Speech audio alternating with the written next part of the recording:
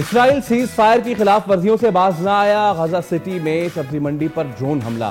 24 घंटों में मजीद 3 फलस्तीनी शहीद। जंगबंदी के बाद शहादतों की तादाद 238 हो गई।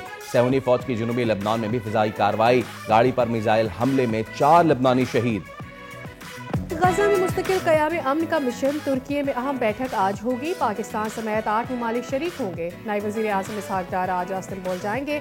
गजा में इस्तेहकाम फोर्सेस की तैनाती। सीज फायर के अगले मरहले पर गौर होगा।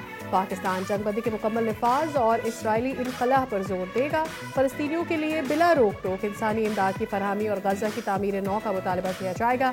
पाकिस्तान का फलस्तीन की आज़ादी और हक खुद इरादियत, अमन और इंसाफ की बहाली के लिए किरदार जारी रखने का अज़्म। तर्जुमान दफ्तर खारजा के मुताबिक आज़ाद फलस्तीन का क़याम ही देरपा अमन की जमानत है। ईरानी सदर मसूद पेज़ेश्कियान का एटमी तवानाई इदारे का दौरा। जौहरी तनसीबात की मौजूदा सूरत हाल पर तफसीली ब्रीफिंग दी गई। ईरानी मीडिया के मुताबिक सदर पेज़ेश्कियान ने दौरे के दौरान कहा कि जौहरी तनसीबात दोबारा तामीर की जाएंगी और पहले से ज्यादा मजबूत बनाई जाएंगी। ईरान जौहरी हथियार हासिल करने का ख्वाहा नहीं। सदर के हमरा आला हुकूमती और तकनीकी अहदेदार भी मौजूद थे।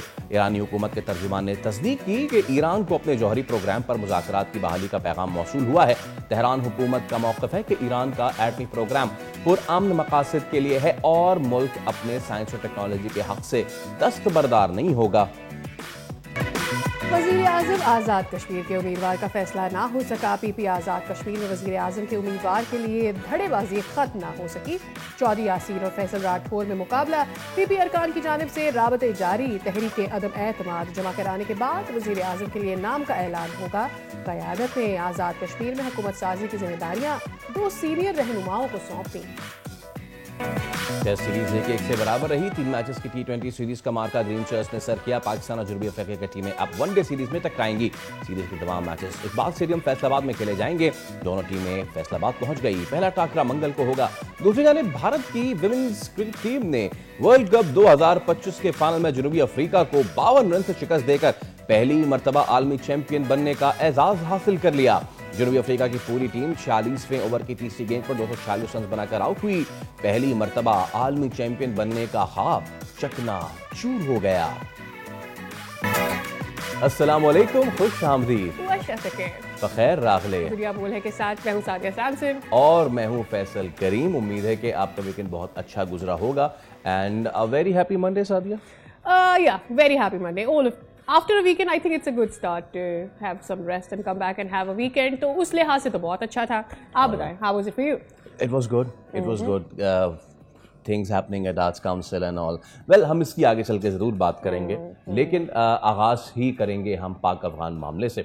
और पाकिस्तान और अफ़गान तालिबान के दरमियान जो लफ्ज़ी कशीदगी है नई शिद्दत तो इख्तियार कर गई है। वज़ीर इत्तलात अतातार ने अफ़गान हुकूमत के बयानात को किया है मुस्तरद और ये भी कहा है कि इस्तांबुल मुज़ाकरात के हक़ाइक़ को दानिस्ता तौर पर तोड़ा और मरोड़ा गया है। बिल्कुल। Eight the same time Pakistan ने अफगान सरजमीन पर मौजूद दहशतगर्दों की हवालगी का बाज़ाब्ता मुतालबा किया है। इस्लामाबाद का मौक़िफ़ वाज़ेह है कि झूठे बयानात नहीं बल्कि अमली तौर पर इक़दामात ज़रूरी है और इसी से एतमाद की बुनियाद बन सकेगी। That's the thing about so far when it comes to Pak Afghan dialogue. बिल्कुल। अच्छा, अब जो तुर्की में जो अहम बैठक भी होगी उसमें, क्योंकि आपको याद है सादिया कि ये चीज़ें ख़त्म हो गई थी और Pakistan was all set to come back, लेकिन फिर तुर्की ने दरख्वास्त की कि अब दोबारा एक और राउंड हो मुज़ाकरात का। एक तो चीज़ ये, इसके साथ एक और मामला और वो ये कि नायब वज़ीर आज़म इसहाक डार जो है वो इस्तांबुल जो है वो जाने के लिए तैयार हैं और वो विल बी लैंडिंग इन तुर्की शॉर्टली। और गज़ा में जो इस्तेहकाम फोर्सेस की तैनाती और जो सीज़ फायर है उसके अगले मरहले पर गौर किया जाएगा। बिल्कुल। पाकिस्तान जंगबंदी के मुकम्मल नफाज और फिर इसराइल की फ़ौज का वहाँ से इनखला इस पर जोर देगी। एट द सेम टाइम उनकी वहाँ पर जो इमदाद उनको चाहिए उसके लिए बात की जाएगी और इस बात पर भी जोर दिया जाएगा कि वहाँ पर अमन बरकरार रख सके और वहाँ पर तामीर नौ का काम मुकम्मल किया जा सके, जो कि अल्टीमेट वादा था at the beginning of the dialogue. बिल्कुल। तो देखते हैं कि अब ये दोनों वाक़यात कैसे अनफोल्ड होते हैं। हमारे साथ मौजूद हैं इस पर गुफ्तगू करने के लिए साबिक सफ़ीर डॉक्टर जमील अहमद खान साहब। डॉक्टर साहब अस्सलाम वालेकुम। आपके वक्त के लिए सुबह बखैर। उम्मीद है कि आप खैरियत से होंगे, ठीक ठाक होंगे। अच्छा डॉक्टर साहब, इससे पहले कि मैं आपसे गज़ा पे भी थोड़ी बात करूं, let's begin the talks. Khawaja Asif ने एक तो परसों बात की, फिर अता तारड़ ने भी बात की। अब सिचुएशन ये है कि एक मौके पे कि जब ये मुज़ाकरात ख़त्म हो गए थे और Pakistan was all set to get back, अपने दोस्त बरादर इस्लामी मुल्क तुर्की की दरख्वास्त पे पाकिस्तान जो है वहाँ रुका। उसने कहा कि एक और मुज़ाकरात किए जाएंगे। एक तो चीज़ ये हो गई, ठीक है ना। क्या लगता है आपको कि पाकिस्तान एक नहीं 100 बार तुर्की की भी सुनेगा, कतर की भी सुनेगा, दोनों बरादर इस्लामी ममालिक हैं, अफगानिस्तान एक तो क्या आधी मर्तबा भी सुनने के लिए तैयार है किसी भी बरादर इस्लामी मुल्क की? नहीं, अफगानिस्तान के महसूस यही होता है, जिस तरह के हमारे minister of defence Khawaja Asif sahab ने जिक्र किया कि वो सीरियस ही नहीं है, और जिस तरह हमारे मिनिस्टर इंफॉर्मेशन ने भी जिक्र किया कि जो बातें की, जो कोर इश्यूज़ हैं उससे डिविएट कर गए और वो अपनी रिस्पॉन्सिबिलिटी को महसूस नहीं कर रहे हैं। और फिर ये जो अल्फाज की जो जंग शुरू हो गई है अफगानिस्तान पाकिस्तान के दरमियान, अगर इसको भी मलूज़ खाते रखा जाए तो उस लिहाज से फिर आपको नहीं लगता कि ये कोई कामयाबी की तरफ हम जा रहे हैं। हमारी तो यही कोशिश है पाकिस्तान की। पाकिस्तान तो चाहता है कि अफगानिस्तान में अमन रहे। पाकिस्तान के तो वहाँ जो परमानेंट रिप्रेजेंटेटिव हैं अक़वाम मुत्तहिदा में, और हम सिक्योरिटी काउंसिल के उसके मेंबर हैं, वहाँ भी कोई तकरीबन 2 हफ्ते पहले आसिम इफ्तिखार हमारे एम्बेसडर, उन्होंने भलाई की बात की, अफगानिस्तान की स्टेबिलिटी की बात की। तो हम तो सिंसियरली कह रहे थे, कोशिश कर रहे थे, लेकिन कदूरतें अब थोड़ी बढ़ती जा रही हैं और उसके साथ साथ कुछ एक्सटर्नल फैक्टर्स भी शामिल होना शुरू हो गए हैं, जिसमें मीडिया का फैक्टर भी शामिल है। तो इन तमाम चीज़ों को अगर जहन में रखा जाए तो मैं समझता हूँ कि इस बहुत ज़्यादा उम्मीद और आस लगाना मुमकिन नहीं है इस वक्त, क्योंकि अब हम क्यों अटेंड कर रहे हैं इस्तांबुल को? हम तो वापस, हमारी तो टीम पहले भी वापस आ गई थी एयरपोर्ट पर, और हमने अपने सालिसों के कहने पर, ख़ासतौर पर तुर्किया जिससे हमारा चोली दामन का साथ आज से नहीं, पाकिस्तान बनने से पहले से इस खित्ते के लोगों का उनका साथ है, खिलाफत मूवमेंट से लेकर अब तक। तो वो उन्होंने कहा, हम चले गए वहाँ, और फिर भी हमें डायलॉग का रास्ता हम तो नहीं छोड़ते, हम तो डायलॉग भी जारी रखेंगे, पाकिस्तान जारी रखेगा। लेकिन पाकिस्तान ने तो एक ही पॉइंट एजेंडे पर हमेशा बात की है। उनका एक, अब अपना सवाल जो आपने वादा किया है दोहा एग्रीमेंट में किया, फिर उसी दोहा एग्रीमेंट को इंटरनेशनल पजीराई हासिल हुई, क्योंकि सिक्योरिटी काउंसिल के इजलास में इसको इंडोर्स किया गया दोहा काउंसिल को, इस दोहा एग्रीमेंट को 2021 के सितंबर में। तो वो अभी इंटरनेशनली रिकॉग्नाइज्ड चीज़ है। ठीक, अच्छा, एक चीज़ मेरे जहन में आ रही थी Jameel sahab, when we can have a connection back connected to you, और वो ये थी फैसल कि आपको याद हो कि Russia was the first country to accept Afghanistan की जो इंटरिम तालिबान हुकूमत है। उसके बाद 2024 में जो धमाके हुए रशिया में, उसके ऊपर फिर उन्होंने अफगानिस्तान से एक दफ़ा फिर से मुतालबा किया कि ठीक है, वी रियली वांट कि आप आगे बढ़ें, आपकी हुकूमत फ्लरिश करे, सारी चीज़ें हैं, लेकिन आपको अपने मुल्क में मौजूद तालिबान को देखना होगा, और ख़ास तौर पर उन टेररिस्ट ग्रुप्स को देखना होगा जो कि हमारे लिए ख़तरा बन रहे हैं, ताकि इन द लॉन्गर रन आप और के लिए और हमारे लिए और हम दोनों मुल्कों के जो रिलेशंस हैं उसके लिए जो है वो मसाइल ना हो। एट द सेम टाइम हमने देखा कि आपको याद होगा कि जब ईरान ने डिपोर्ट किया लोगों को, तो वो कोई छोटा नहीं था number, it was about 1.5 million amount people who they were moved, and the ultimate reason वो था कि वही एक तो दहशतगर्दी, दूसरा ये कि आपको याद होगा वो स्पाइस जो कि इजराइल के लिए सस्पेक्टेड थे, उसके बाद उन्होंने मूव किया। So it's not just Pakistan, it's other countries as well. और उसके बाद इसी बीच में एक क्लेम आ जाना इंडिया की तरफ से कि जी अफगान और पाकिस्तान के जो डायलॉग का कोलैप्स है उसमें हमारा कोई रोल नहीं है। इट मोर साउंड्स लाइक चोर की दाढ़ी में तिनका टाइप के। Why do you have to clarity? Pakistan ना, अच्छा, बहुत सारे लोग ये कह रहे हैं कि इस पे कोई वाज़ेह सबूत नहीं है। पाकिस्तान वाज़ेह सबूत दे चुका है अफगान रजीम को, साथ ही वो इतने वाज़ेह भी सबूत दे चुका है कि कौन सा जो फैक्शन है इस वक्त अफगानिस्तान में बैठ के, और वो कौन से जो अलहदगी पसंद हैं हमारे, उनको उनके हाथ गर्म कर रहा है, उनको असलहा फराहम कर रहा है। इस डेप्थ की डिटेल दी है पाकिस्तान ने अफगान रजीम को। जमील साहब, एक बार फिर आप हमारे साथ मौजूद हैं। I take this question straight to you. बात ये होती है कि अफगानिस्तान संजीदा नहीं है। अफगानिस्तान से चीज़ें सामने आती हैं कि जी पाकिस्तान जो है वो हमें कॉन्क्रीट एविडेंस नहीं दे रहा।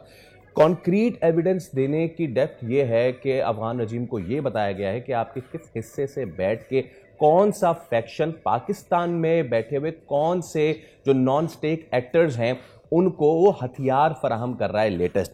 इससे आगे अभी और क्या एविडेंस दिया जाए उनको? ये इससे आगे एक और एविडेंस दी है और वो है वेरीफाइबल एविडेंस, जिसमें हमने नक्शे के कोऑर्डिनेट्स दिए हैं। कोऑर्डिनेट्स का मतलब ये होता है कि बिल्कुल जिस जगह पर ये बैठे हुए हैं, पिन पॉइंट किया है हमने कि जिन जिन बिल्डिंगों में ये इस वक्त रहाइश पजीर है टीटीपी के सरबराहान और लोग, हमने वो भी दिया हुआ है। लेकिन देखिए, इसमें एक बड़ा सवाल ये पैदा होता है। पहले तो ये है कि ये हकीकत जान लेनी चाहिए कि हमारा ईस्टर्न बॉर्डर, वेस्टर्न बॉर्डर, दोनों को हम नहीं चाहते हैं कि वो गर्म रहे। सही है और वैसे भी हम अफगानिस्तान के अवाम जो है उनको हम समझते हैं कि वो उनका कोई कसूर नहीं है। वो उनको अभी भी हम भाईचारे के निगाह से हमेशा देखते रहे। सारों को पता है कि हम उनकी खिदमत में 40 साल हमने तालिबान की भी गुजारी है। लेकिन अब जो रवैया तालिबान हुकूमत, जो कि ऑल इंक्लूसिव हुकूमत नहीं है, जो सारों की रिप्रेजेंटेटिव हुकूमत नहीं है, जो कि उन्होंने दोहा में वादा किया था कि हम बाकियों को भी अपने साथ हुकूमत में मिलाएंगे, हजारा हो गया, उज़्बेक हो गया, ताजिक हो गया, ये सारे नहीं है। उसके बावजूद हम साथ चल रहे हैं उनके साथ। अब रहा सवाल कि क्या उनकी कोई मजबूरी है। हमने तो उनको यही कहा है कि अगर कोई मजबूरी है, और सालिसों ने भी यही कहा है, तो वो शेयर कर लें। जो चीज मुझे नजर आती है तजिए में, वो नजर ये आती है कि दोहा एग्रीमेंट से लेके अब तक 4 सालों से वो हमेशा तालिबान ये कहते रहे कि हमारे सॉइल इस्तेमाल नहीं हो रही है। और अगर वो अभी एक्सेप्ट कर लेते हैं तो पहली बात तो ये है कि थोड़ी हजीमत उनको चले, शायद वो भी बर्दाश्त कर लें। लेकिन इंटरनेशनली फिर वो टारगेट बन जाएंगे एक मल्टीलैटरल लिहाज से कि उन पर कोई भी मुल्क हमला करके जो समझता है कि दहशतगर्दी उनके मुल्क तक पहुंच जाएगी। और वाज़ेह रहे कि अमेरिका ने अपनी इंटेलिजेंस रिपोर्ट निकाली है जिसमें उन्होंने कहा है कि जो ग्रुप्स अफगानिस्तान मौजूद हैं दहशतगर्दों के, वो ग्रुप अमेरिका तक दोबारा पहुंच सकते हैं। इसका मतलब क्या हुआ? इसका मतलब ये हुआ कि ग्राउंड बन रहा है कि कोई मल्टीलैटरल या अमेरिकन, जिस तरह टमाहॉक मिसाइल और बाकी सिलसिला पहले होता रहा है ड्रोन का, कहीं ऐसा ना हो कि दोबारा शुरू हो जाए। और हम तो नहीं चाहते हैं कि वो दोबारा शुरू हो। हम तो नहीं चाहते कि आम आवाम, दरअसल बात यह है कि उनकी मजबूरियों को भी समझना चाहिए अफगान तालिबान की, और उसको मलहूज़े खातिर रखते हुए फिर आगे बढ़ना चाहिए। और क्या मजबूरियां हैं? जब से सीरिया की जंग बंद हुई, जब से सीरिया में नई गवर्नमेंट आई अहमद अल शारा की, तो वो जितने भी दहशतगर्द वहां गए हुए थे लड़ने के लिए, वो वापस अफगानिस्तान में आना शुरू हो गया और अफगानिस्तान गवर्नमेंट ने उनको रोका नहीं। अब 27,000 से ज्यादा के करीब तो सिर्फ जो टीटीपी और उसके मुल्हका दहशतगर्द हैं वो उनके पास पहुंच गए हैं। इसी तरह उज़्बेक की जो दहशतगर्द तंजीम है, ETM है, बहुत सारी दहशतगर्द तंजीमें वहां पहुंच गई हैं। वो साइज बढ़ता जा रहा है वहां, और उसकी वजह से अगर तालिबान को कोई दिक्कत हो रही है, हमें पता है कि तालिबान की पूरी एडमिनिस्ट्रेशन तमाम तूलो अर्ज में अफगानिस्तान की नहीं रही। वो तो जब अशरफ गनी की हुकूमत थी तभी तूलो अर्ज में नहीं थी, या करजई की थी उस वक्त। तो लिहाजा हमें इस चीज का इदराक तो है, लेकिन वो मान तो लें। अगर मान लेंगे तो ठीक है, पाकिस्तान को यह वो कहते क्या है? वो कहते ये हैं, जो अंदर से खबरें आ रही हैं, वो कहते हैं कि जी आप हमें एयरफोर्स के जरिए या आप हमें फिजा से हमला न करें, उसमें हमारी सुबकी होती है और हम पर क्रिटिसिज्म होती है। वैसे कोई और रास्ता अख्तियार कर ले उसको न्यूट्रलाइज करने का। अब वो न्यूट्रलाइज करने के लिए पाकिस्तान जाके वहां अगर उनको टारगेट बनाए तो फिर उसमें बहुत सारी कबाहतें हैं और पाकिस्तान स्ट्रेच हो जाएगा उसमें। लिहाजा हम कह रहे हैं कि आप कोऑपरेट करने, आपको जो मदद चाहिए, आपको आपके दोस्त, बाकी दोस्त ममालिक भी दे सकते हैं आपको मदद, ताकि आप दहशतगर्दों की बेखुनी कर सके। तो असल मामला उधर फंसा हुआ है। अब 6 तारीख को देखते हैं कि कौन सी नई बात वो मानते हैं, क्योंकि उनको इतने हकाइक से हमने कन्फ्रंट कर दिया है, हकाइक उनके सामने रख दिए, जैसा कि मैं बता रहा था। अब तो जो वहां के सालिस हैं वो भी at the same time Jameel sahab के ये फिलहाल we are going towards the dialogue, और डायलॉग की ही एक और सीरीज ऑफ डायलॉग को कंटिन्यू करने की बात की जा रही है। Very much so. ये अच्छा, अब आगे चलते हैं, जरा गजा के इस सेगमेंट में हम आ जाते हैं। गजा की सूरत हाल के हवाले से भी बात कर लेते हैं। गजा में क़याम अमन के लिए नायब वज़ीर आज़म का दौरा है Turkiye. Yes, so just tell me कि what are we expecting from him? मतलब हमें तो खाने पीने ये सारी चीज़ों की बात कर रहे थे हम। When we sit down today, what are we expecting from this dialogue? There are two aspects. What are we expecting from the meeting that has been spelled out by Mofad, our Ministry of Foreign Affairs, yesterday? And they have told that they want that the continuity of peace, what they have agreed. The Israelis they should just adhere to that. एक तो सही। ये रहा, उसको ये बड़ी सीधी सी बात है। और वो तो देखें रोजाना खिलाफ वर्जी कर रहा है ना इसराइल। कल भी 2 फलस्तीनी जो है वो शहीद हुए इस तरह। और फिर जो 600 ट्रक ह्यूमैनिटेरियन एड की उन्होंने एग्री किया हुआ है 20 नुकात में, वो उन्होंने अभी तक उसमें से 150-200 ट्रक से आगे जाने नहीं दे रहे हैं। तो वो खिलाफ वर्जी तो कर रहे हैं। अब यही बात अभी इस्तांबुल में जो 8 वज़रा आएंगे, वज़राए खारजा, वो यही सर जोड़ के देखेंगे कि इसमें कितनी इम्प्लीमेंटेशन हुई है। और वाज़ेह रहे कि ये 8 वज़रा जो हैं वो अपनी हुकूमतों को बताएंगे, अपने सरबराहान को बताएंगे, अपनी हुकूमतों को, और वो डोनाल्ड ट्रंप पर वाज़ेह करेंगे और जोर डालेंगे कि आप इसमें बीच में हैं, आप चेयरमैन हैं उस बोर्ड के जिसका नाम है बोर्ड ऑफ पीस। तो भाई चेयरमैन साहब आप तो बताएं इजराइल को, क्योंकि इजराइल कर क्या रहा है। ये सारों को इस चीज का इदराक है। इजराइल ने बड़े ही जिसे कहा जाए कि रिलक्टेंटली उसने एक्सेप्ट किया ये 20 पॉइंट के पीस प्लान को। और इजराइल चाहता है कि किसी तरीके से कोई एक्सक्यूज मिल जाए कि वो दोबारा वही बमबारी और वही, दर हकीकत वो तो गजा पे कब्जा करना चाहता है ना। उनके तो वज़रा ने वाज़ेह कर दिया, उनकी तकारीरों में ये मौजूद है अपने मुल्क में कि जी गजा जो है उसको हमने। तो जब ये मिलिट्री इजराइल का पहलू अभी खत्म नहीं किया है तो वो एक्सक्यूज मान रहे हैं। बिल्कुल ठीक है सर। अच्छा, हमारे साथ ही रहिएगा डॉक्टर जमील साहब। Meanwhile we have been joined by senior तज्ज़ियाकार एहतशाम लक साहब भी हमें ज्वाइन कर चुके हैं। एहतशाम साहब सुबह खैर, गुड मॉर्निंग। उम्मीद करते हैं आप खैरियत से होंगे। इसहाक डार जो है वो गालबन रवाना हो चुके हैं। पाकिस्तान एक मरतबा फिर इस अहम मामले में एक अहम स्टेक होल्डर बनने जा रहा है। क्या समझते हैं सर इस्तेहकाम फोर्सेस की तैनाती, सीज फायर का अगला मरहला, what's going to happen now in गजा?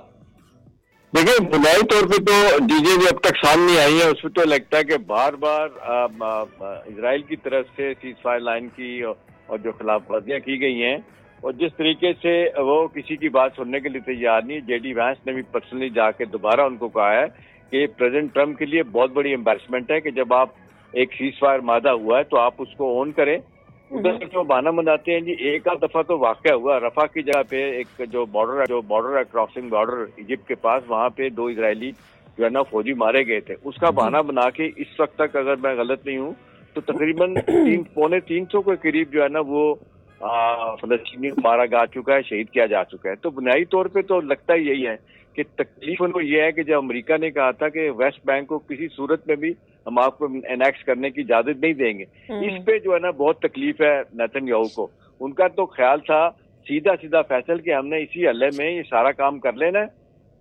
गजा की पट्टी तो साफ हो गई, अब ये वेस्ट बैंक को भी साफ कर लेंगे और ये जो एक अपना एक फलस्तीनी अथॉरिटी की महमूद अब्बास की है इसको भी खत्म कर देंगे। उस पर बहुत बड़ा रिएक्शन आया अमेरिका के अंदर ही। वो जो सपोर्ट कर रहे थे प्रेसिडेंट ट्रंप को कि ठीक है जी you can go to any length के इनको सपोर्ट करें यहूदियों को, उनके लिए बड़ा मसला बन गया। वहां पे जलसे जुलूस और बहुत ज्यादा अमेरिका में प्रेसिडेंट ट्रंप के खिलाफ बातें लोगों ने शुरू कर दी कि भी एक हद तक एक लिमिट तक सपोर्ट करने की जरूरत थी, उससे आप आगे क्यों गए। तो नतीजतन बहुत ज्यादा दबाव जो है ना आपने देखा आजकल बहुत बड़ी रैलीज निकलनी है मुख्तलिफ वालों से प्रेसिडेंट ट्रंप के खिलाफ। तो ये भी एक one of the major issues में से एक है। तो अब देखना यही है कि किस तरीके से वो इसमें कुछ सिल्वर लाइनिंग तलाश करते हैं कि सबको एक जगह बिठा के जो फैसला किया गया था। अभी देखें अभी एक और झगड़ा शुरू हो गया कि जी वहां पे फौज कौन सी जाएगी, किन वाले की जाएगी। पाकिस्तान में भी फैसला नहीं हुआ लेकिन तनकीद शुरू हो गई है कि जी वो यमन की तरह 2016-17 में हुआ था, पार्लियामेंट के पास जाएं वहां से फैसला लें। अभी ये भी फैसला नहीं हुआ। असल मसला ये है कि हमारे यहाँ इख्तिलाफी पहलू निकालने के लिए बड़े लोग सरगर्म हो जाते हैं। अब हुकूमत के खिलाफ जो लोग हैं वो डिफरेंट बातें करते हैं। असल बात यही है कि आज जो मुज़ाकरात वहां पे होंगे जिसके लिए गए हुए अपना इसहाक डार साहब, वहां पे मुज़ाकरात के बाद क्या सूरत निकलती है और फिर मेरी इत्तला तो ये है कि उसके बाद वो रुक जाएंगे वहीं पे।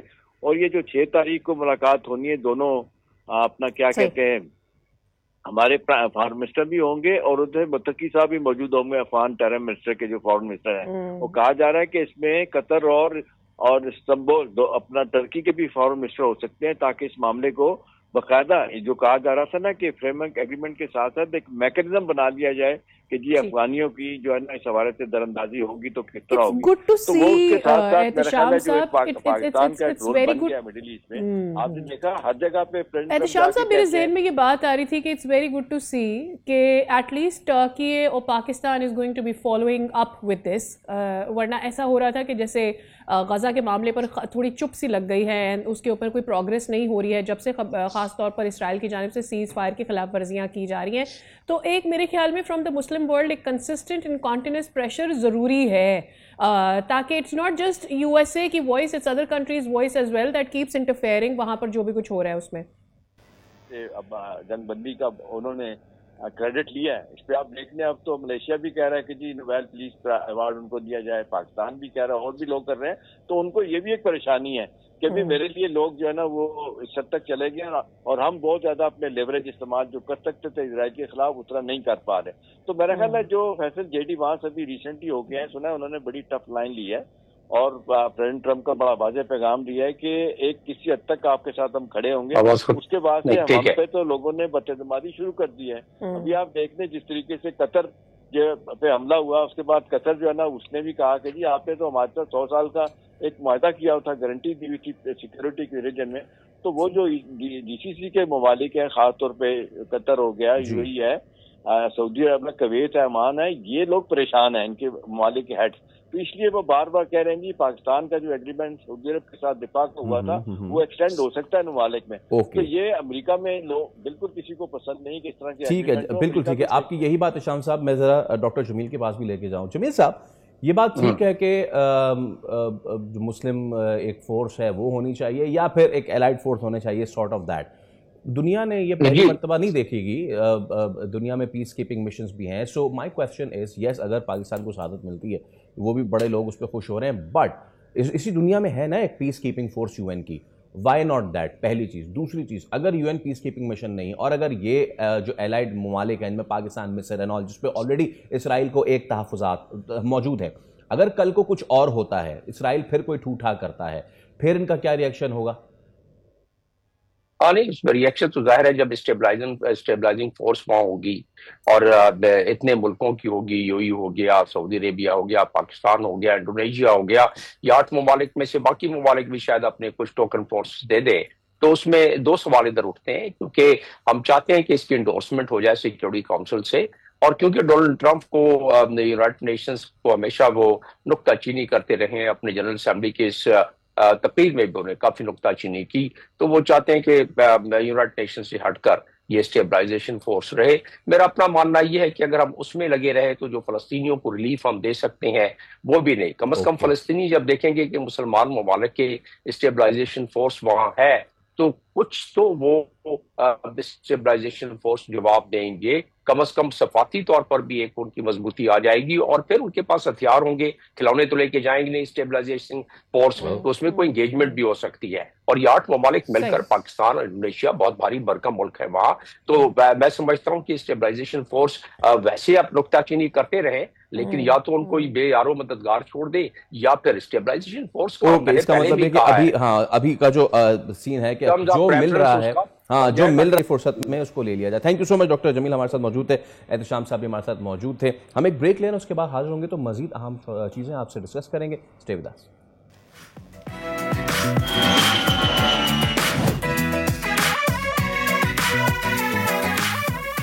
एक मरतबा फिर आपको कहेंगे खुश आमदेद।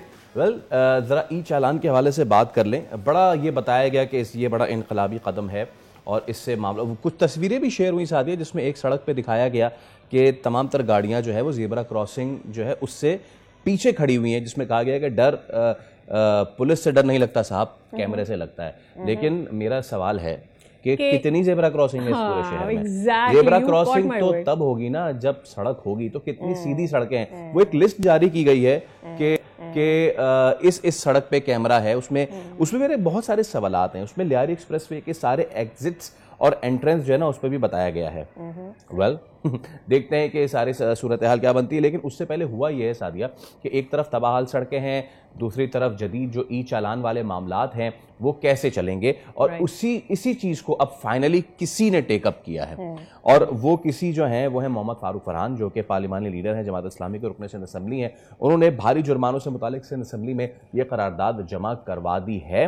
अब इसमें देखिए सोशल मीडिया पर बहुत सारी चीज़ें आ रही हैं, जिसमें किसी की गाड़ी की तस्वीर आ रही है, किसी का कुछ आ रहा है, किसी कुछ आ रहा है, तो we are not going to bank on that. लेकिन जो इस वक्त सिचुएशन ऐसा भी हुआ कि जी किसी बड़े का चालान हो गया, या कोई बैठा था कराची में उसका नहीं, जो कोई बैठा था हैदराबाद में उसका कराची का चालान हो गया।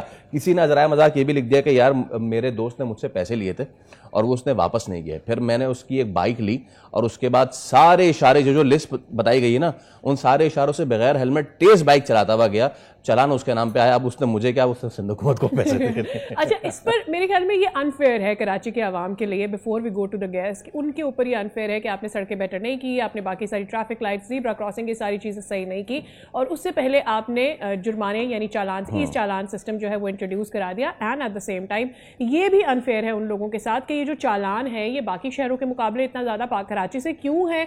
तो क्या कराची वाले कोई बहुत ही ज़्यादा पैसे कमा रहे हैं? वो शहर जो कि जहाँ कहा यह जाता है कि कॉस्ट ऑफ लिविंग जो है वो बहुत कम है, वहां पर आप इतने भारी चालान किस सूरत में डाल सकते हैं? सिस्टम की भी ऊपर खिलाफ है। तो इसी पर बात कर लेते हैं। हमारे साथ मोहम्मद फारूक साहब हैं, पार्लिमानी लीडर हैं और जमात इस्लामी के रुकन असम्बली भी हैं। बहुत शुक्रिया मोहम्मद फारूक साहब, अस्सलाम वालेकुम, very good morning to you. एक तो ये कि शुक्रिया भी शायद आवाम की तरफ से करना चाहिए हमें, कराची के आवाम की तरफ से, कि समबडी स्पोक अबाउट इट। हम यही बात कर रहे थे कि एक बैलेंस तो क्रिएट करें ना कराची के आवाम के लिए। पहली चीज़ जो मुझे आपसे पूछनी है कि मुझे ये नहीं समझ में आया कि आप ये कहते हो कि कराची में हर पूरे मुल्क में से लोग आके बसते हैं और कराची आपको सस्ती लिविंग देता है, तो सस्ती लिविंग में तो हर चीज़ सस्ती है, फिर चालान इतने ऊंचे क्यों? वालेकुम सलाम रहमतुल्लाह, बहुत शुक्रिया आपने। तो एक बहुत अहम मौजू है इस वक्त कराची का, इस वक्त टॉप रेटेड मौजू है जिसपे कराची वाले ज़ाहिर परेशान हैं। प्रॉब्लम कराची का ये है कि कराची से सिर्फ लोग टैक्स देना चाहते हैं, कराची से सिर्फ रेवेन्यू जनरेट करना चाहते हैं, कराची को देना नहीं चाहते। आपने बिल्कुल सही कहा कि रोड होंगे तो उस पर ज़ेब्रा क्रॉसिंग बने होंगे, उस पर लेन बनी हुई होगी, वहाँ जो है वो लोग अपनी बेहतर ज़िंदगी गुजार सकेंगे। यहाँ तो लोगों की प्रॉब्लम यह है कि लोगों के पास चलने के लिए रोड नहीं है, रास्ते नहीं है। वो सारे मंसूबे जो गवर्नमेंट को पिछले 6-7 साल के अंदर मुकम्मल करने चाहिए थे, वो सारे मंसूबे नामुकम्मल हैं, और उसकी वजह से कराची वाले जो है वो तकलीफ सह रहे हैं, बर्दाश्त कर रहे हैं। आप ये कराची यूनिवर्सिटी रोड जो है, यूनिवर्सिटी पर देखें आप, रेड लाइन के नाम से एक मंसूबा शुरू हुआ है BRT का, और उसको मुकम्मल हो जाना था इस साल, लेकिन वो अगले 4 साल भी ऐसा लगता है कि मुकम्मल नहीं होगा। लोग अजियत के अंदर हैं। आप ये ग्रीन लाइन है, ग्रीन लाइन का भी प्रॉब्लम यही है, अंडर करीमाबाद अंडर पास है, उसका प्रॉब्लम भी यही है। मलिर एक्सप्रेसवे जिसको इशारा भुट्टो कहते हैं, उसका प्रॉब्लम भी है। उसको शुरू हो जाना था दिसंबर के अंदर, बहुत सारे फेज उससे शुरू हो जाने थे, लेकिन अब नवंबर आ गया है अगला, और उसके अंदर भी उस मलिर एक्सप्रेसवे के बहुत सारे पैच, अभी सिर्फ 9 किलोमीटर शुरू हुआ है, और 9 किलोमीटर के अंदर और 12 किलोमीटर के अंदर इन्होंने बड़ी तशहीरी मुहिम की है। देखिए, चालान और कानून से कोई भी मावरा नहीं है। हम नहीं कह रहे कि कराची को मैनेज ना किया जाए, कराची के ट्रैफिक को बेहतर ना किया जाए। कराची का ट्रैफिक अगर कोई प्रॉब्लम करता है तो कराची वाले ही सफर करते हैं, और जो इंग्लिश वाले सफर की बात कर रहा हूं मैं, उर्दू वाले सफर की बात नहीं कर रहा हूं। इस सफर के अंदर हम इस ट्रैवलिंग के अंदर सफरिंग कर रहे होते हैं। तो ये कराची इतना तो जॉब पे नहीं थकता जितना अपने इस ट्रैवलिंग के अंदर थक जाता है। तो कराची को आप पहले सहूलियात तो देना, आप सहूलियात तो दे नहीं रहे कराची को।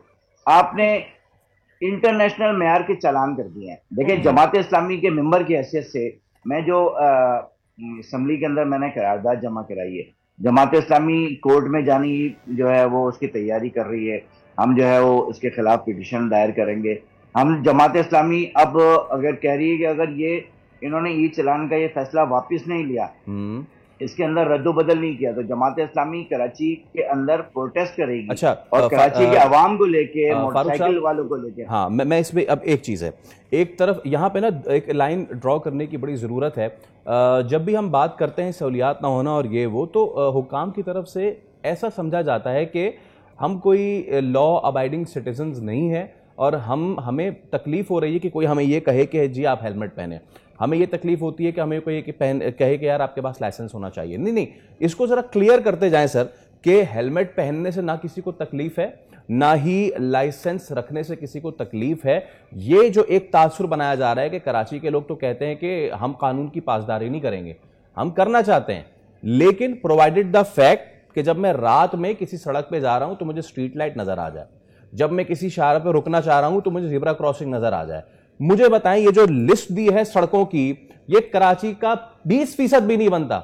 इसका मतलब यह है कि इस लिस्ट से आप ये साबित कर रहे हैं कि कराची में जो सीधी सड़कें हैं वो सिर्फ 20% है और बाकी 80% चांद है, चांद, मतलब कि गड्ढे ही गड्ढे और घड़े ही घड़े। तो 20% भी नहीं है वो सड़कें जिनका जिक्र किया है इन्होंने।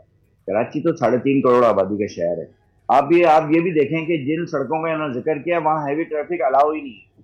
तो इसका मतलब है पूरे कराची के अंदर हैवी ट्रैफिक चलेगा और मोटरसाइकिल वालों को रोकता रहेगा।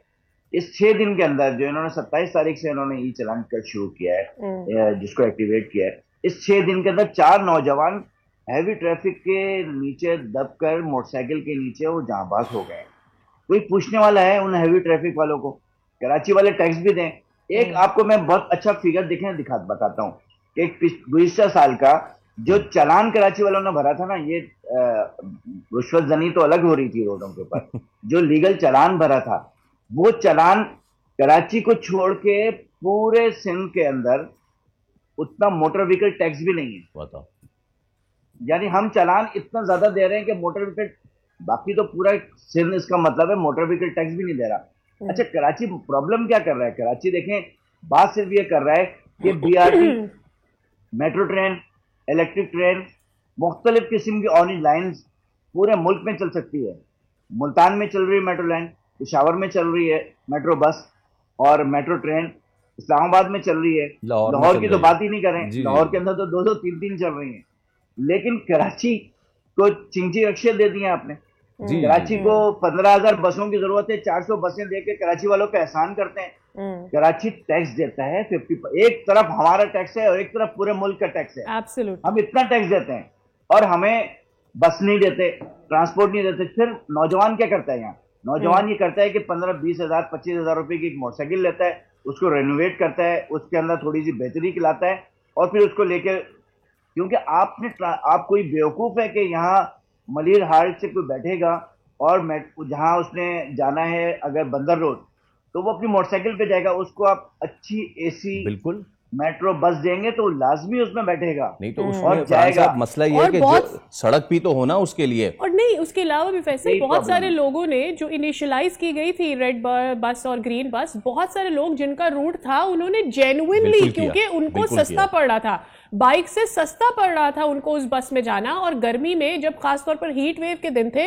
लोगों के लिए बहुत अच्छा था। लेकिन भाई वो एक साइड के कराची के लिए तो नहीं है ना, दूसरी साइड के कराची वाले क्या करें? You have to do it. और फिर दूसरी चीज ये है, एक और चीज जो मुझे आपसे बात करनी है वो चालान। मैंने इंट्रोडक्शन में भी ये बात की थी कि चालान इतना ज्यादा क्यों? जब आप कह रहे हैं कि ऑलरेडी आप चालान देख लें जो इतना ज्यादा लिया जा रहा है, तो फिर ये बढ़ाया क्यों है? इतना बड़ा नंबर क्यों है?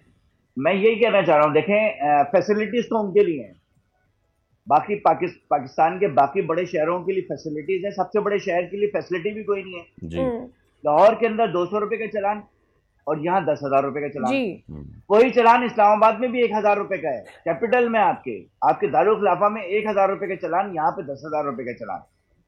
तो हम यानी कराची वाले फिर जाहिर है इसलिए तो बिल्कुल। अच्छा फारूक साहब, मेरे पास सिर्फ 30 सेकंड है, मुझे सिर्फ इसमें शॉर्ट आपका कमेंट चाहिए।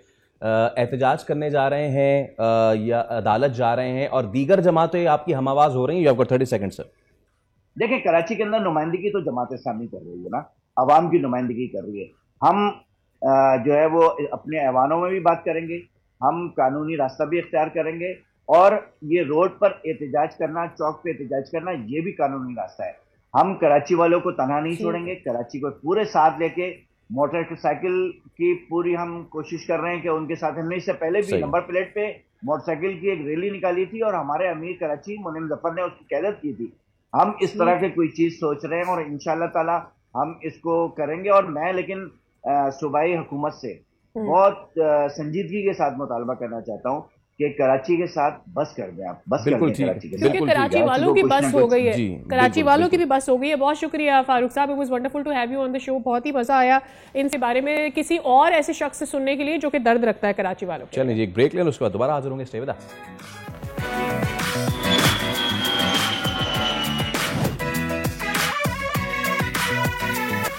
एक बार फिर आपको कहेंगे खुशामदीद। आप देख रहे दुनिया बोल है, and it's time for our favorite segment. Yeah, and with happiness for once in a while that moment comes, and whenever it comes हमें enjoy करना चाहिए, उसे celebrate करना चाहिए, उसे कैद कर लेना चाहिए ताकि जब ऐसा ना हो रहा हो तो हम इसे याद कर कर के खुश हो जाएं। फिर ये मौका आए ना आए। Yes, that person, that. So it's very wonderful that Pakistan has been able to clinch this series from South Africa. पहला मैच हारने के बाद हमें बहुत ज़्यादा उम्मीदें नहीं थी, but the second match and the third match, it is so good to see Pakistan doing good in T20 one more time.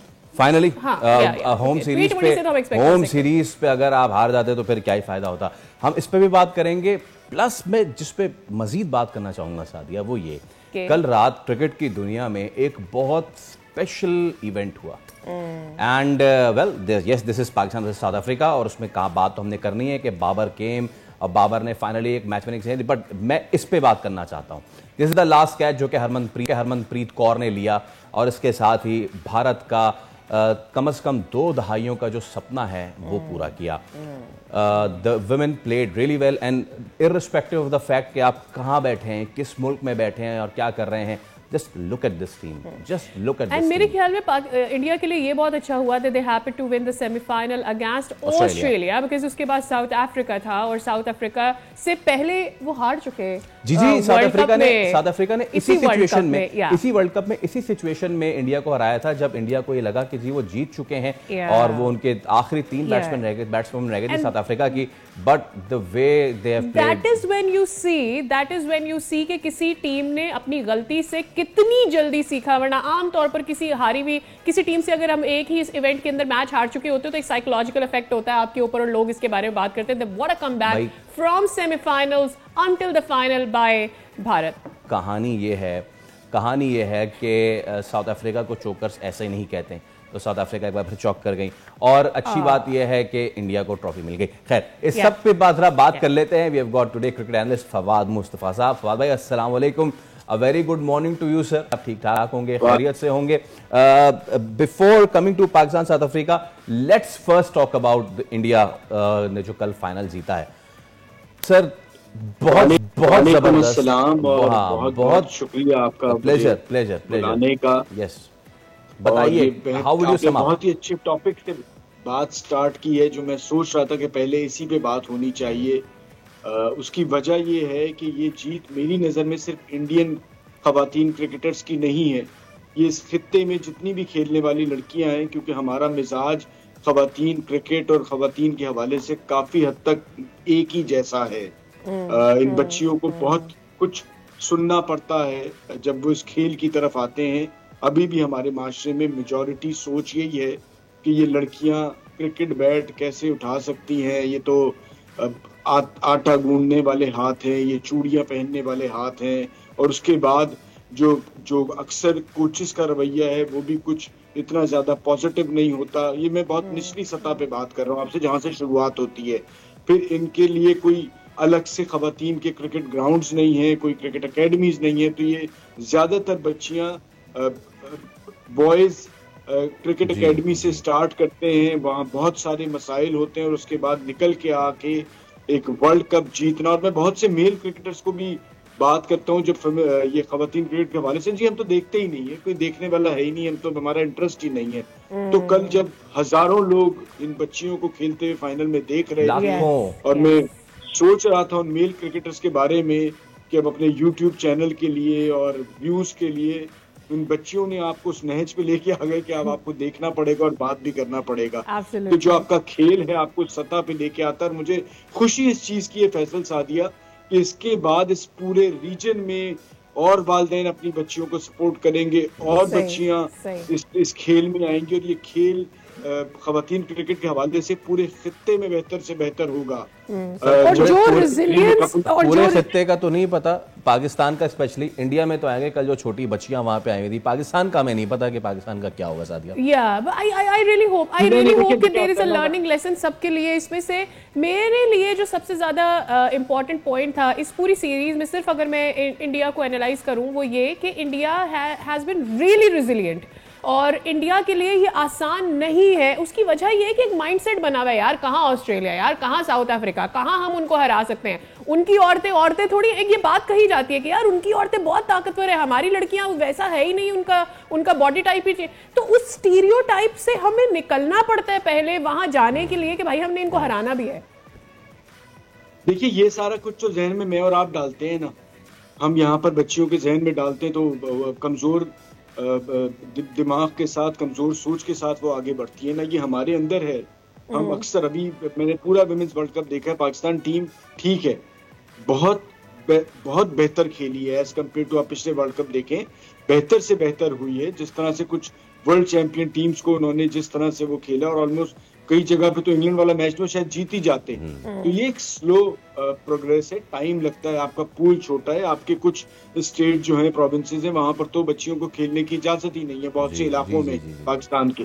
तो आप सोचें कि बहुत छोटे एक पूल से इतनी बच्चियां निकल के आ रही हैं और बेहतर से बेहतर होते जा रहे हैं। इसमें अब सवाल मेरा ये है कि just one last thing on this topic and then हम पे पाकिस्तान साउथ अफ्रीका मेंस पे मूव ऑन करते हैं, एंड दैट इज के जितनी लड़कियां हमारे पास खेल रही हैं, बीट भी आला रियाज, बीट भी नतालिया परवेज, बीट भी डायना बेग, फातिमा सना तो चले नहीं है ना, बट जो इलेक्ट्रिक वाइब्स लाती हैं वो टीम में। मैंने जितनी लड़कियों का नाम लिया है, इनको अरसा हो गया खेलते हुए सर, तो एक तरफ बिल्कुल ठीक है सहूलियात का फुकदान, नए पूल का ना आना, लेकिन जो करंट पूल है उसका वही सिचुएशन है जो मेंस टीम की सिचुएशन है, स्ट्राइक रोटेशन का ना। Let's talk basic.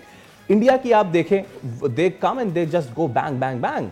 South Africa, they are heavily built players. Australia, like they are the world champions, और जनाब the former world champions basically. और पाकिस्तान का इशू ये है कि आप अभी जो साउथ अफ्रीका से हमने सीरीज खेली थी होम पे, आपने वो सीरीज देखी होगी फवाद भाई, सिद्रामी ने सेंचुरी की, बहुत अच्छी बात है। द बॉल्स, जितनी गेंदें उन्होंने कंज्यूम की हैं, हमारे पास ये जो मेंटल ब्लॉकेड है कि हम ऑस्ट्रेलिया के 8 खिलाड़ी हमने आउट कर दी, हमने इंग्लैंड को जो है बिल्कुल जेर कर दिया सब कुछ, लेकिन उसके बाद अब बांग्लादेश से हार गए एंड ऑल। सो देखिए, कहीं ना कहीं तो आपको किसी ना किसी को तो जिम्मेदार ठहराना पड़ेगा ना सर।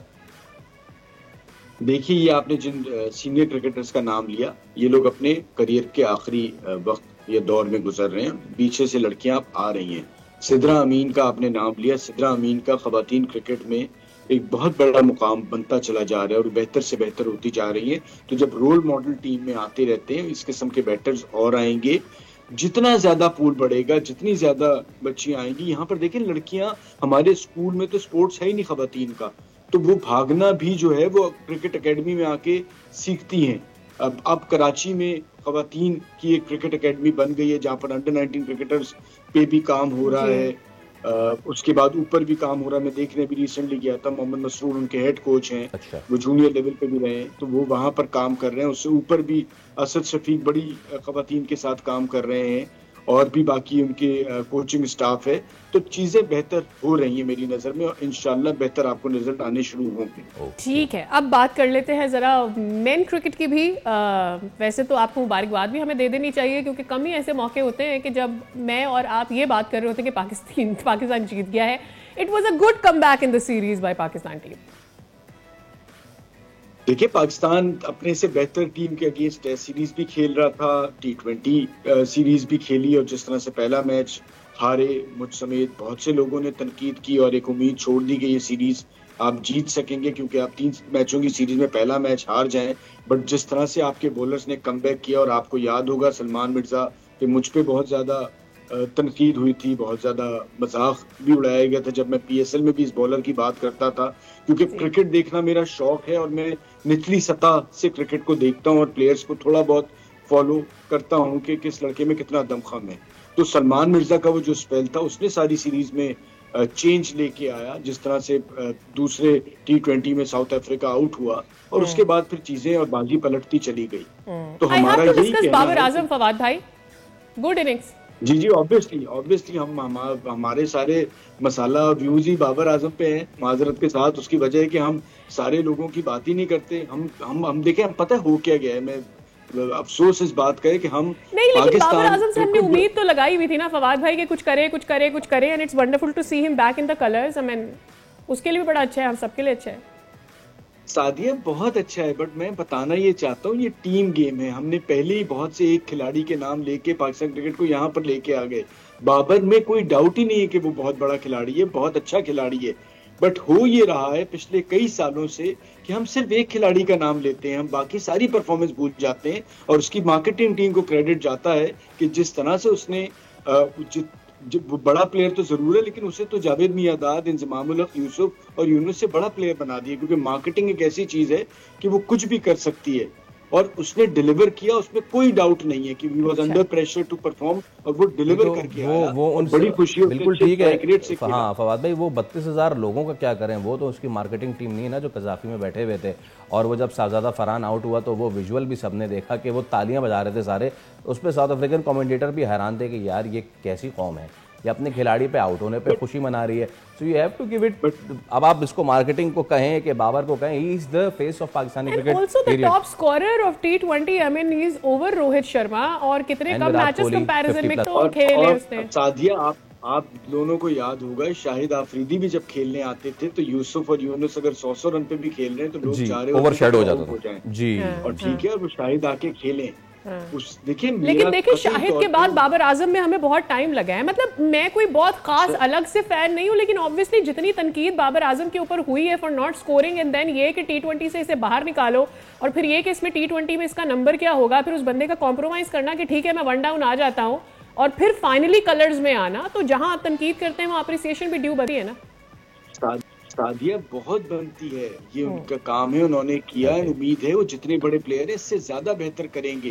बट आप लोग जिस तरह से करेंगे, टीम से निकाल के उन्हें ले आया, वो तो उस दौर से ही नहीं गुजरे कि जब जावेद मियांदाद को 7-8 हजार रन करके यूबीएल पे खेलना पड़ गया था पाकिस्तान टीम में वापस आने के लिए। वो तो कोई डोमेस्टिक क्रिकेट नहीं खेली, वो वही नेशनल क्रिकेट एकेडमी में रहे, वहां से वापस आए। But still credit goes to him, he is an excellent player. मैं सिर्फ लोगों की सोच पे ये बात कर रहा हूँ कि भाई आप उसको बहुत अप्रिशिएट करें, लेकिन बाकी भी 10 लड़के हैं, ये टीम गेम है। वो जो जब तक ऐसे मतलब ये नहीं है कि आप बॉलर्स को ही साइड में कर दें कि उन्होंने कुछ किया नहीं है। बाकी 10 में से जरा 2 की बात करते हैं, और मैं चाहूंगा पहले जरा उस्मान तारिक की बात करें।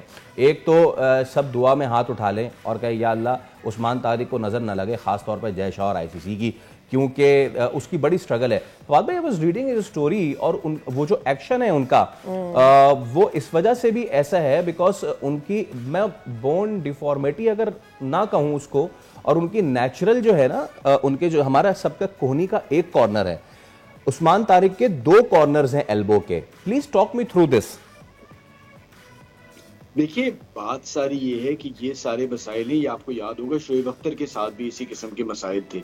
लेकिन अब जो सूरत हाल है 15 डिग्री वाली, वो आपको याद होगा हम PSL में जब कर रहे थे तो उनपे उसके बाद वो क्लियर होके आए थे और दोबारा खेले थे कोयटा की तरफ से।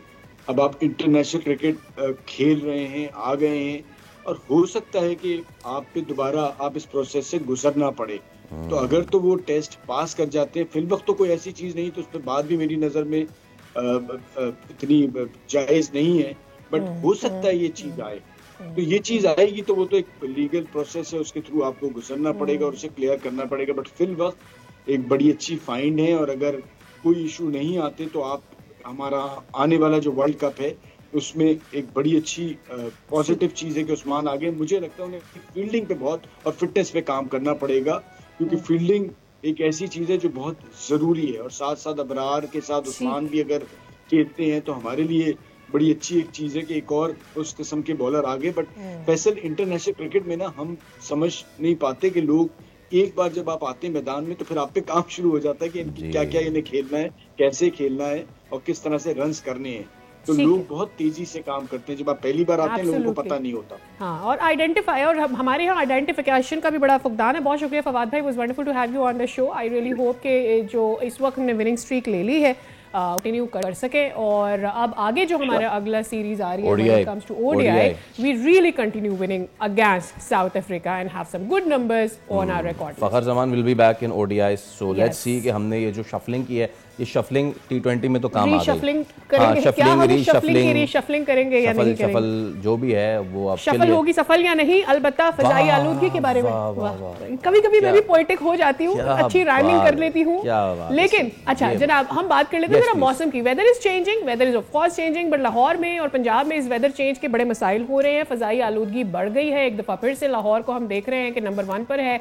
Air quality index is over 471 as we speak. अब ये पता नहीं है कि 12 बजे तक का टाइम रखा जाता है, इससे ऊपर जाता है या इससे नीचे आता है। और चेंज जो तो हाँ, तमाम तर चेंज तो हो गए साथ, 9:45 बजे स्कूल लगा करेंगे अब पंजाब भर में। या तो एक तो ये लेकिन एक एस्पेक्ट जो है, before we go to Afzal, ये सारे सिर्फ पब्लिक स्कूल के लिए। Private school has been allowed to open at the time that they are क्यों ओपन। प्राइवेट स्कूल के बच्चों के अलग से उनके फेफड़े लगे स्मॉग हुए नहीं हैं? होती, शायद उनके गले खराब नहीं होते। खैर अब्बास से पूछ लेते हैं, अफजाल अब्बासी से पूछ लेते हैं कि वहाँ क्या सूरत हाल है स्कूलों की और फजा की। अफजाल, ओवर टू यू, क्या सिचुएशन?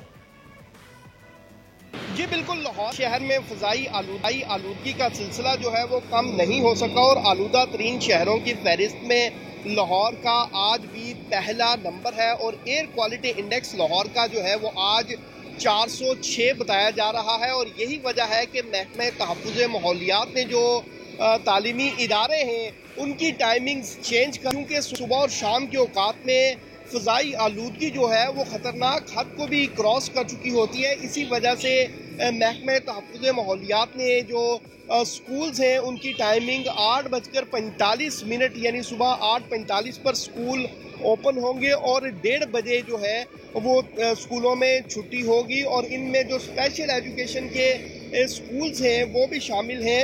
स्पेशल बच्चों के स्कूल्स भी जो हैं उन पर भी ये औकात जो हैं वो लागू होंगे। और अगर लाहौर शहर के दिगर इलाकों की बात की जाए तो जो गुलबर्ग का एरिया है वहाँ पर इस वक्त सबसे ज़्यादा फ़ज़ाई आलूदगी है और वो 700 से तजावुज़ कर चुकी है। इसी तरह अल्लामा इकबाल टाउन का एयर क्वालिटी इंडेक्स जो है वो 547 आया है।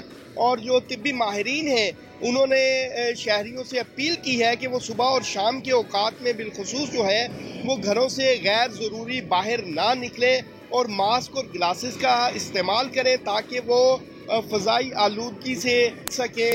और तिब्बी माहिरीन का ये कहना है कि बिल्कुल ठीक है अफजाल, लाहौर के अब सिचुएशन से हमें आगाह कर रहे थे। अब जरा पाकपतन का रुख कर लेते हैं। तारिक हुसैन भट्टी हमारे साथ मौजूद है। तारिक, पाकपतन में क्या सूरत हाल रही है स्मॉग की?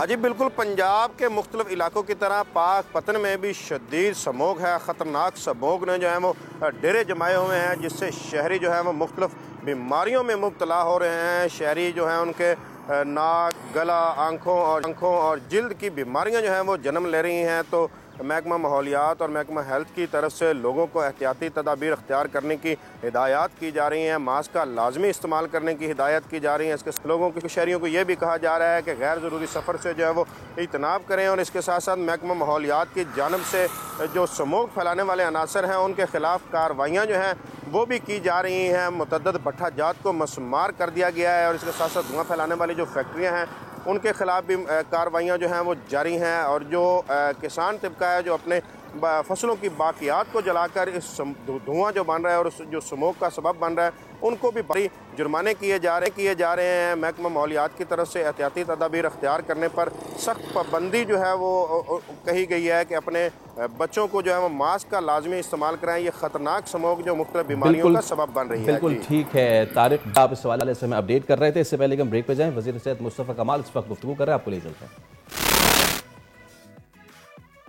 वज़ीर सेहत मुस्तफ़ा कमाल गुफ्तगू कर रहे हैं। एंड जब हम बात करते हैं सेहत की तो सादिया, हमने देखा कि पिछले कुछ महीनों में पोलियो ड्राइव जो है उसकी मुसलसल कैंपेन चलती रही। And we believe and we hope and we pray कि इस बार की जो ड्राइव है वो पाकिस्तान को पोलियो से पाक कर सके। और सिचुएशन ये है कि पाकिस्तान के तूलो अर्ज में अब सिर्फ चंद ही ऐसे मकामात रह गए हैं जहाँ के जो वाटर सैंपल्स हैं वहाँ से पोलियो वायरस डिटेक्ट होता है। यहाँ पे वक्त हो गया एक ब्रेक का। Stay with us.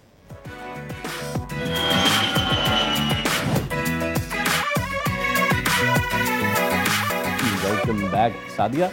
कहा जाता है कि हेल्दी स्माइल हेल्दी यू, या तो यानी सेहतमंद आम लोगों के लिए सेहतमंद, अगर आपकी मुस्कुराहट है तो सेहतमंद आप भी हैं। और हम बात करने जा रहे हैं, जो हम ऑब्वियसली एक हिंट दे रहे हैं कि अगर आपकी अच्छी मुस्कुराहट होती है तो आप सिर्फ कॉन्फिडेंट नहीं होते हैं, बल्कि ये इस चीज़ की भी गवाही दे रहा होता है कि आपने अपने दांतों का ख्याल कितना रखा है। और दांतों का ख्याल करने का मतलब ये है कि आपने अपने मुंह में जो पैदा होने वाले जरासीम हैं उनके लिए सफाई के लिए क्या कर रहे हैं। एब्सोल्युटली।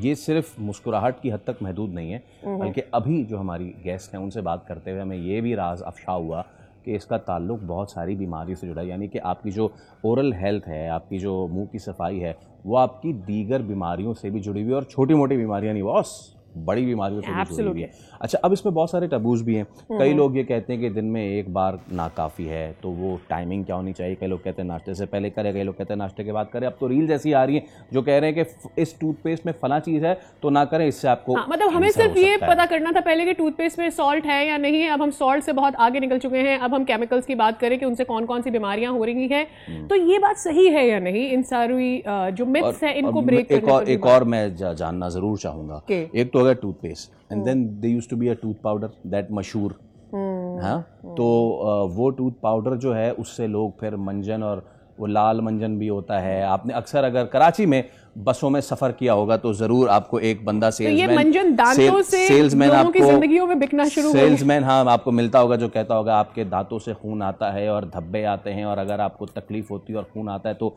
10 रुपये मेरा भाई, कंपनी की मशहूरी के लिए 10 रुपये। तो वो जो कंपनी की मशहूरी के लिए 10 रुपये की आप चीज़ ले रहे होते हैं, वो आपकी ज़िंदगी पे कितनी भारी पड़ रही होती है। और इस सब के बाद अगेन वही सदर इलाके में अगर ये सब करके भी आप अपने दांतों के साथ मजीद कुछ ख़राब करना चाहते हैं तो जगह जगह चीनी दंदान साज की दुकान खुली हुई है, आप वहां जाएं और मुफ्त में जरासीम लेकर आ जाएं। इस सब पे जरा हम बात कर लेते हैं। जनाब हमारे साथ मौजूद हैं आज Nikita बोदानी।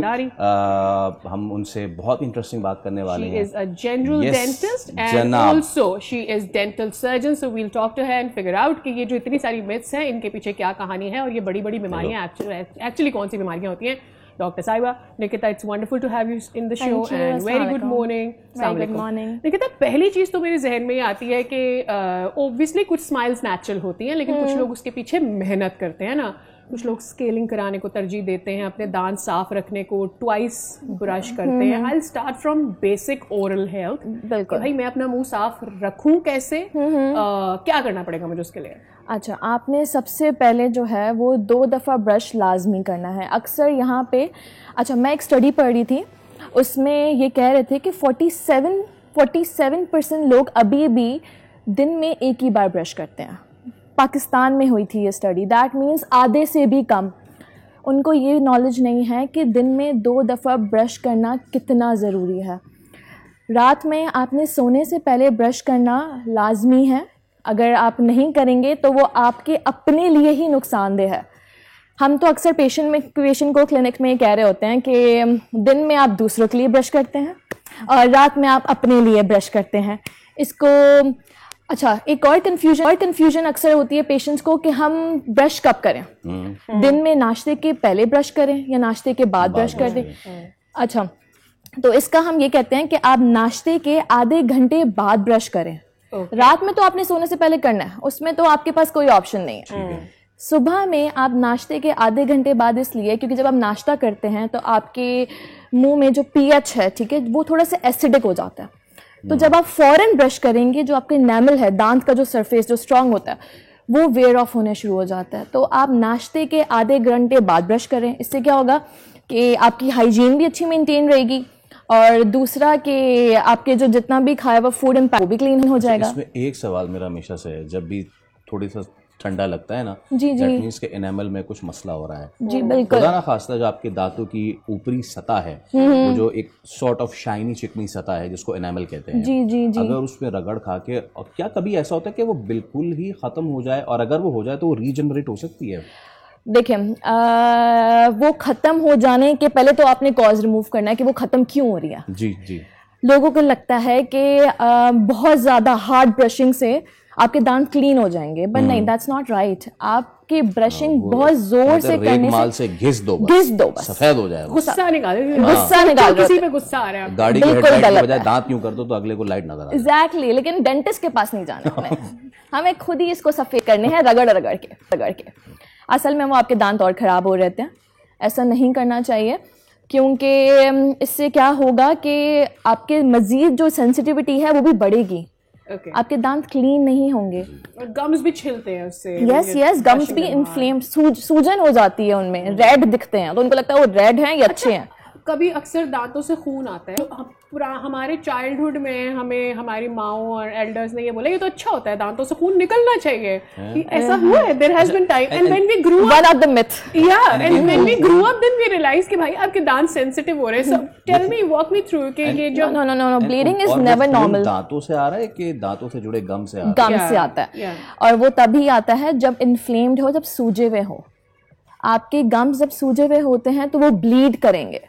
It's one of the sign कि आपको फौरन से अपने डेंटिस्ट के पास विजिट करना है। Does that has a link to any other thing कि आपके गम सूज क्यों रहे हैं? It's just the oral health or something else? नहीं, it can be linked to other diseases as well, लेकिन वो ये है कि आप अपने डेंटिस्ट के पास जाएंगे तो वो आपकी पूरी हिस्ट्री और वो एक बार एग्जामिनेशन करके बताएगा। बट अक्सर यही होता है कि आपकी हाइजीन सही से मेंटेन ना होने की वजह से। एक और कॉन्सेप्ट फ्लॉस का, यहाँ बहुत लोगों को फ्लॉस पता ही नहीं है। अक्सर मेरे पास क्लिनिक में पेशेंट आते हैं, उनको पता ही नहीं तो फ्लॉस होता क्या है। दो दांतों के बीच की सफाई बहुत लाजमी है, और मुश्किल भी लगता है साहब कि ये जो दो दांतों के बीच की सफाई है, ये अपने किसी किताब के कोने के, किसी वर्क के कोने से, हेयर पिन से, नोट से, हेयर पिन से, टू द फैक्ट के इससे बेहतर आप ना करें। इन सब चीजों से बेहतर है क्या से, हाँ प्लीज। माचिस के तिनके से, तीली से, क्या बोलते हैं, हमारे बड़ों को काफी ऐसी आदत रही है, वो टूथपिक बहुत इस्तेमाल करते हैं। हम कभी रेकमेंड नहीं करते हैं, वो आपकी गम्स को और ज्यादा नुकसान पहुंचाती है, वो बेहतर नहीं करता है। एंड इट्स थिक, वो गैप को भी शायद बढ़ाता होगा। हाँ बिल्कुल, क्योंकि होता है कि आपके गम्स को जब एक चीज नुकसान पहुंचा रही है, वो अपनी जगह से हटने शुरू हो जाएंगे, तो वो गैप भी दिखेगा। वो वहां से जो गम्स हैं वो सूज रहे हैं, वो और ज्यादा इन्फ्लेम्ड के साथ साथ फिर ब्लीडिंग भी होने शुरू हो जाती है। टूथपिक पता नहीं कितने बार यूज हो जाती है एंड कहाँ रखी हुई होती है। बिल्कुल, she is right. She is right. अब मैं इमेजिन भी कर रहा हूँ तो मुझे अजीब सी पीपल वो ऐसी चीजों के लिए आप फ्लॉस करें। एक साइड से इस्तेमाल की, अगली साइड रह गई, फिर वो 2 हफ्ते बाद याद आता है कि उसी को इस्तेमाल करना है। अच्छा, बड़ी बीमारियां भी हर्ड हो जाती हैं इसकी वजह से। बिल्कुल। कौन सी बड़ी बीमारियां और कैसे पता चले कि ये ओरल हेल्थ से हो रहे हैं? देखें, अब हमारी काफ़ी स्टडीज़ ऐसे भी शो हुई हैं कि अगर आपने अपनी ओरल हाइजीन मेंटेन नहीं की है, अक्सर गम्स जो हैं वो ब्लीड जब ज़्यादा कर रहे होते हैं, बहुत ज़्यादा प्लाक आपके मुंह में जो रिटेंशन उसकी बैठ जाती है, तो उससे क्या होता है कि आपकी डायबिटीज़, जब आप ग्लाइसेमिक रेट शुगर लेवल्स करवाते हो तो वो बढ़े हुए आते हैं। तो जब आप खुद भी देखोगे, और ऐसी स्टडीज़ भी प्रूवन है कि जब आपके ओरल हाइजीन अच्छी है तो आपका शुगर भी कंट्रोल होगा। आप जो HbA1c टेस्ट करवाते हो फॉर शुगर, जो ग्लाइसेमिक रेट आप चेक करवा रहे हो, तो वो भी आपका बेहतर आएगा। उसकी रेलेवेंस क्या है कोई? हाँ, देखिए ये आपका मुंह है, ठीक है, आप इसको क्लीन रखोगे आपका पूरा सिस्टम क्लीन रहेगा। हाँ, तो जो सिर्फ कहते हैं कि हमारे मुंह में सिर्फ दिखने के लिए नहीं, आपका पूरा फंक्शन, आपकी डाइट, हर चीज डिपेंड करती है।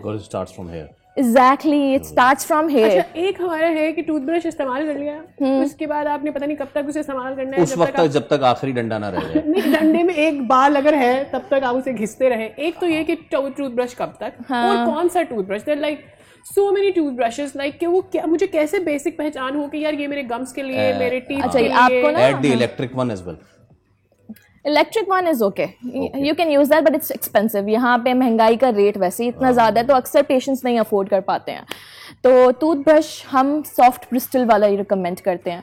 कोई भी ब्रांड ले लें, लेकिन जो ब्रिस्टल्स होने चाहिए वो सॉफ्ट होने चाहिए। चेंज कर लें एवरी 3 to 4 months। लेकिन अगर आप देख रहे हैं जो उनके ब्रिस्टल्स हैं वो अगर फॉल आउट हो रहे हैं, वेयर आउट हो रहे हैं, तो आप उसी वक्त चेंज करें। राइट। एंड टेल मी, ये जो नई मशीन्स आई हैं वो सब साफ कर रही हैं, आप उन्हें खरीद कर घर पे रख सकते हैं। आई डोंट नो अगर आपने देखी है यानी जिसमें से पानी निकल रहा है, जो अक्सर मैंने डेंटिस्ट के फ्लॉस, दैट्स फ्लॉस। अच्छा, एवरीथिंग। एक मशीन है वाटर पिक के नाम से। हाँ, वाटर पिक, वो बेसिकली ऑल्टरनेटिव है और फ्लॉस। ऑल्टरनेटिव नहीं, फ्लॉस की ही एक आसान डिवाइस उन्होंने लॉन्च की हुई है। उससे क्या होगा कि दो दांतों के बीच की सफाई, जो बेसिकली एल्डर पेशेंट्स होते हैं या बच्चे होते हैं, अक्सर वो फ्लॉस नहीं कर पाते हैं, उनको मुश्किल लगता है या बहुत टाइम टेकन भी लगता है और सीखने में ही थोड़ा स्टार्टिंग में थोड़ा मुश्किल लगता है, लेकिन उनके लिए फिर ये डिवाइस है वाटर पिक के नाम से। हाँ, ये आप खरीदें। इससे क्या होगा कि दो दांतों के बीच की सफाई होगी। It is a good machine. Pressure doesn't hurt your teeth. No, it doesn't. You should just know the right technique. Oh, right. Absolutely wonderful to have you on the show, Nikita. Thank you so much. बहुत चीजें हमें पता चली, and I'm sure हमारे viewers को भी बहुत चीजें समझ आएंगी। Thank you. पता होंगी उनको, लेकिन वो अभी भी सोच रहे होंगे, वो कह रहे होंगे, अरे सुनो, वो जो टूथपिक इस्तेमाल किया था 2 हफ्ते पहले, वो मिल नहीं रहा मुझे। अगर वो जो है ना मिल जाए उनको, तो उठा के फेंक दे, अपने मियाँ को नहीं, उस टूथपिक को उठा के फेंक। अच्छा, कुछ देर पहले अभी जैसे बता रही थी निकिता जो हमारे साथ थी कि मिठास से क्या हो सकता है और ओरल हेल्थ से डायबिटीज हो सकता है। देखिए, मिठास से आपके दांत खराब हो सकते हैं, मिठास से आपके दांत खराब हो सकते हैं, और मिठास से आपका दिमाग भी खराब हो सकता है। और चीनी की कीमत अगर बहुत ज्यादा ऊपर चले जाए तो आप पूरे के पूरे ही खराब हो सकते हैं। जनाब, चीनी की मिठास जो है वो कड़वा जहर बन गई है। मुख्तलिफ शहरों में फ़ी किलो कीमत 210 रुपये तक जा पहुंची है और आवाम का बजट बिगड़ गया है, कुछ लोगों का दिमाग बिगड़ गया है। सरगोदा की बात की जाए तो 23 रुपये का इजाफा हुआ है एक हफ्ते में। कराची, हैदराबाद, इस्लामाबाद में कीमतें 200 रुपये के आसपास पहुंच गई हैं। सरकारी आदाद-ओ-शुमार के मुताबिक गुज़श्ता साल के मुकाबले चीनी की कीमत में तकरीबन 78 रुपये का इजाफा हुआ है। कुछ ज़रा पहले लोगों के जो मिले जुले रद्द-ए-अमल हैं और चीनी की मिठास के हवाले से कड़वे कड़वे किस्म के जो रिएक्शंस हैं, वो आपको सुना देते हैं, फिर ज़रा इस पर बात करते हैं। बेचना छोड़ दिया क्योंकि पीछे से बहुत ब्लैक मिलती है। गवर्नमेंट कहती है जी 179 या इस तरह बेचो, इस तरह हमें इससे ज़्यादा तो हमें घर में पड़ती है, तो इसलिए चीनी बेचने का फ़ायदा कोई नहीं है। चीनी ऐसी महंगी तो बहुत घाटी संभाल करना है, महंगी बहुत महंगी हो गई चीनी। हमने तो चीनी लेनी छोड़ दी है, हुकूमत को चाहिए चीनी सस्ती करें, ये बहुत महंगी कर दी हुई है इन्होंने चीनी। कोई पूछने वाला ही नहीं है, कोई नहीं पूछ रहा। चीनी देखो 200 रुपये बिक रही है, गरीब आदमी क्या खाएगा? आटा देखो कहाँ चला गया, टमाटर कहाँ चले गए हैं। 210 रुपए किलो हो गई है, मतलब ये अब गरीब आवाम की पहुंच से बहुत दूर हो चुकी है ये चीज़। गवर्नमेंट जो भी नोटिफिकेशन करती है कि ये चीज़ इतने की है इतने की है, वो सिर्फ बातों की हद तक होता है। जिस तरह भी चीनी का उन्होंने किया है कि जी इतने किया, लेकिन बाज़ार में जो चीनी है वो इस वक्त 210, 215 और 225 रुपये तक मिल रही है। इंसान की बस से बाहर होती है कि 220 और 210, हम 180, 190 पर परेशान होते हैं। जब 210, 220 तक पहुंच जाते हैं तो फिर हमें मीठा चीज़ खाना ही छोड़ देते। चीनी तो वैसे बहुत महंगी करती है, आजकल महंगाई ने लोगों की कमर तोड़ दी, हर आदमी परेशान मायूस होकर बैठा हुआ है। हो गया। तो भाईजान, मैं सादिया से सवाल कर रहा था कि यार जब इतनी महंगी हो रही तो चीनी खानी क्यों है, मत खाएं। हाँ, तो लोग जो है वो हमारे गुर्बत का ये भी मकाम है ना कि भाई देखें, लोग चीनी के साथ ही अपना नाश्ता चाय वाय के साथ ही कर रहे होते हैं। There is nothing that they are having other रोटी चीनी, रोटी चाय टाइप। अच्छा खैर, अच्छा व्हाट्स नेक्स्ट फैसल? सादिया, एक मैं आपको ले चले इजिप्ट चलते हैं। चले भाई, सारे चले हैं, लेट्स गो ना। वीज़ा बड़ी मुश्किल से लगता है, इसलिए मैं आपको डिजिटली लेके चलता हूँ। और मिस्र में कायरो में हुआ ये है कि एहराम मिस्र के साए तले दुनिया का सबसे बड़ा कदीम नवाज़ा ग्रैंड म्यूजियम जो है ना, उसको 20 साल के अंत तक खुल गया। सादिया, मैं कुछ बोल नहीं रहा, प्लीज दिखाइए और सुनाइए मनाजर जरा। ये जो पुराने जमाने के जो नेफरतीती और क्लियोपेट्रा और बादशाह टूट एंड रामसेस 1, रामसेस 2, उनके जमाने में हम चले गए। और ये जिस शहर में मुब्तला है, will let him have that and meanwhile say you bye, see you tomorrow, until then Tata.